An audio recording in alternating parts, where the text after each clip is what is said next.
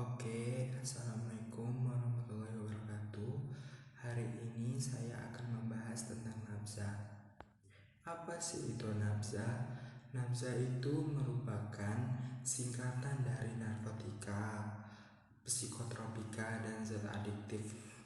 1. Narkotika. Menurut UU nomor 22 tahun 1997, narkotika terbagi menjadi 3, yaitu golongan 1, golongan 2, dan golongan 3.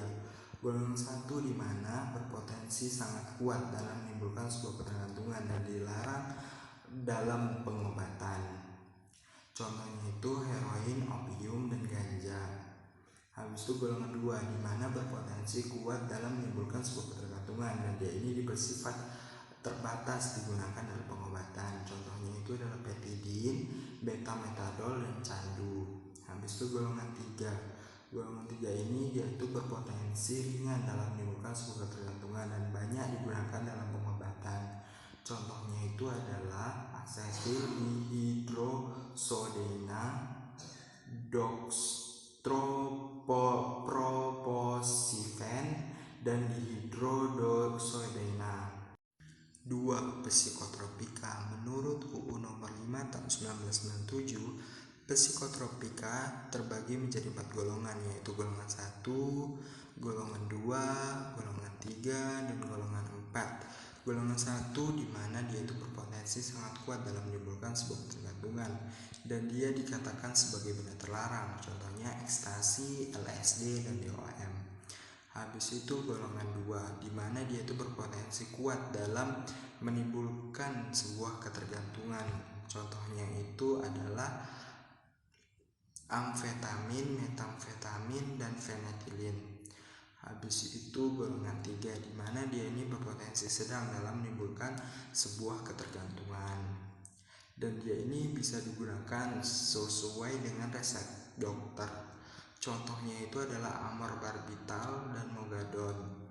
Habis itu golongan 4, dia ini dimana berpotensi ringan dalam menimbulkan sebuah ketergantungan. Contohnya itu adalah pil koplo, obat penenang, dan obat tidur. 3. Zat adiktif. Zat adiktif adalah zat atau obat bukan narkotika ataupun bukan psikotropika.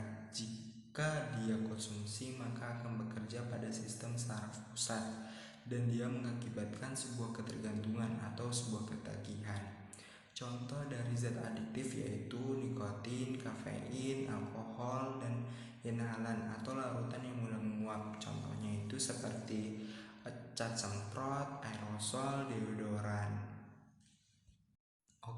Ciri-ciri pengguna nafza yaitu pertama dia itu matanya memerah. Habis itu dia itu pupilnya mengecil atau lebih besar dari batas normal. Habis itu dia itu pilek tanpa sebab. Habis itu dia itu sakit kepala, depresi. Habis itu penampilan fisik yang kurang seperti dia misalnya dia itu penampilannya rapi. Habis itu pas dia setelah menggunakan nafza ini dia itu kayak berantakan, kucel, kumal. Nah, habis itu dia itu adanya luka bakar atau gosong di jari ataupun bibir. Habis itu adanya bekas suntikan atau jeratan di tangan ataupun kaki. Efek dari si nafza terhadap kesehatan yaitu pertama dia itu menyebabkan kecanduan. Habis itu yang kedua itu menurunkan kesadaran. Habis itu yang ketiga itu dehidrasi. Yang keempat itu adalah kerusakan sel otak. Habis itu yang kelima yaitu adalah dia itu meningkatkan resiko dari berbagai penyakit. Habis itu yang keenam dia ini itu menurunkan kehidupan sosial. Habis itu yang ketujuh yaitu dia itu kematian pastinya. Penggunaan zat adiktif, narkotika, dan psikotropika itu dapat dihindari dengan cara yang pertama pastinya kita harus meningkatkan keharmonisan rumah tangga.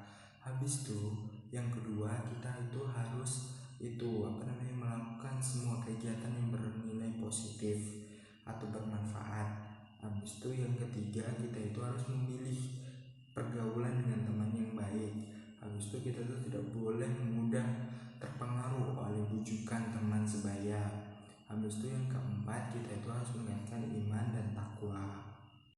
Oke, sekian penjelasan tentang nafza dari saya. Bila ada yang salah, saya mohon maaf. Saya akhiri dengan wabillahi taufik wal hidayah. Wassalamualaikum warahmatullahi wabarakatuh.